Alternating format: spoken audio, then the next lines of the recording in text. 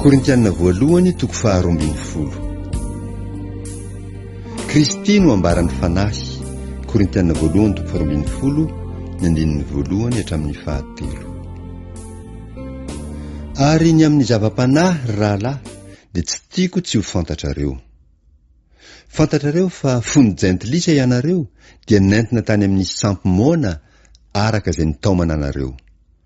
Koa mampahafantatra anareo aho fa tsy misy olona ampitenen'ny fanahin'Andriamanitra ka manao hoe voaozona Jesosy. Ary tsy misy mahay manaiky hoe Jesosy ny tompo raha tsy amin'ny fanahy masina. Ny tena fanompoana dia natao hampiasana ny fanomezam-pahasoavana. Korintianina voalohany toko 12 ny andininy 4 hatramin'ny 1. Zarazaraina ho samihafa ny fanomezam-pahasoavana, nefa ny fanahy dia iray ihany. Ary zarazaraina ho samihafa ny fanompoana, nefa ny tompo dia iray ihany. Ary zarazaraina ho samihafa ny asa, nefa Andriamanitra dia iray ihany, izay miasa ny zavatra rehetra amin'ny olona rehetra. Ary izy rehetra dia samy nomena ny fampisehoana ny fanahy hahasoa. Fa ny anankiray nomeny fanahy teny fahendrena, ary ny anankiray teny fahalalana, araka izany fanahy izany ihany. Ary ny anankiray finoana amin'izany fanahy izany ihany. Ary ny anankiray fanomezam-pahasoavana ho enti mahasitrana amin'izany fanahy iray izany ihany. Ary ny anankiray ny manao fahagagana, ary ny anankiray ny maminany, ary ny anankiray ny mahafantatra fanahy samihafa, ary ny anankiray ny miteny amin'ny fiteny samihafa tsy fantatra, ary ny anankiray ny mandika fiteny tsy fantatra. Ireo rehetr'ireo dia asan'ny fanahy iray ihany, zarazarainy ho azy rehetra avy araka ny sitrapony.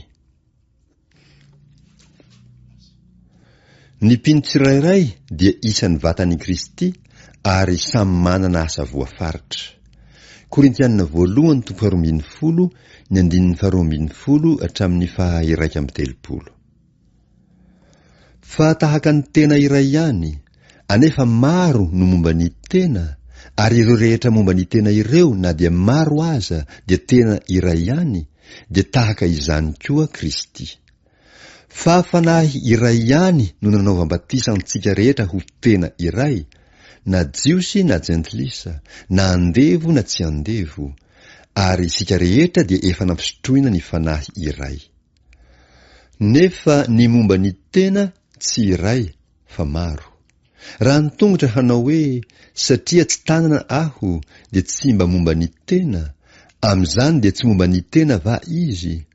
Ary raha nisofina hanao hoe satria tsy maso aho dia tsy mba momba ny tena, ko amin'izany dia tsy momba ny tena va izy. Raha maso avokoa ny tena rehetra, ay zary izay fandrenesana. Raha fandrenesana avokoa, ay zary izay fanimboloana. Fa Andriamanitra efa nameraka izay rehetra momba ny tena, samy ho eo amin'ny tena araka ny sitrapony. Ary raha izay rehetra momba ny tena no tonga iray monja, ay izay intsony izay tena. Fa maro ny momba ny tena, nefa ny tena dia iray ihany. Ary ny maso tsy mahazo manao amin'ny tanana hoe tsy milanao aho, ary indray ny loha tsy mahazo manao amin'ny tongotra hoe tsy mila nareo aho. Fa maika ilayntsika aza ny momba ny tena izay atao ho malemilemy kokoa no ny sasany. Ary ny momba ny tena izay ataontsika ho kely voninahitra kokoa, dia tafiditsika voninahitra bebe kokoa. Ary izay tsy misy haja amin'ny momba ny tenantsika no hajaitsika kokoa. Fa tsy mily izany ny efa misy haja rahateo amin'ny momba ny tenantsika. Fa tamin'ny nanamboaran'Andriamanitra ny tena, dia izay kely voninahitra no nomeny voninahitra bebe kokoa, mba tsy hisy fisarahana eo amin'ny tena, fa mba hifampiahy ny momba ny tena rehetra. Ary raha mijaly ny anankiray amin'ny momba ny tena, dia miara-mijaly avokoa izay rehetra momba ny tena. Fa raha omem-boninahitra kosa ny anankiray amin'ny momba ny tena, dia miara-mifaly avokoa izay rehetra momba ny tena. Ary ianareo no tenan'i Kristy, ka samy momba ny tenany avokoa araka ny anjaranareo avy.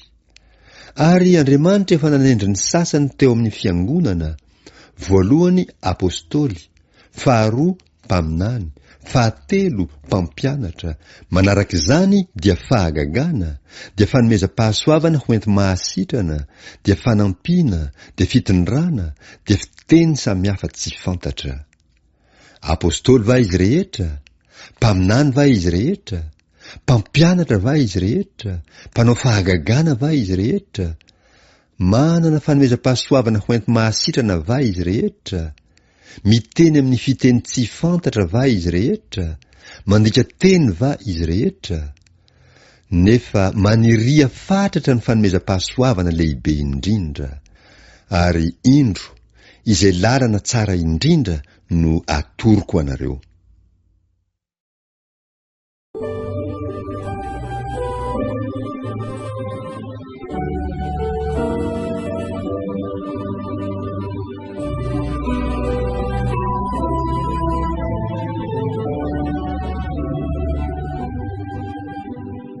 Nekenao no faty tozanakutr Luni helukai pamunzio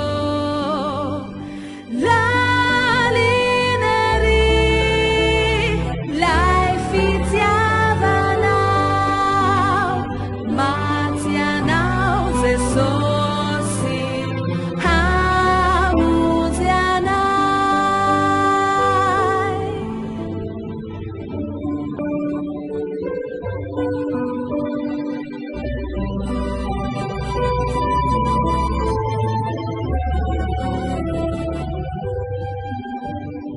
Saudia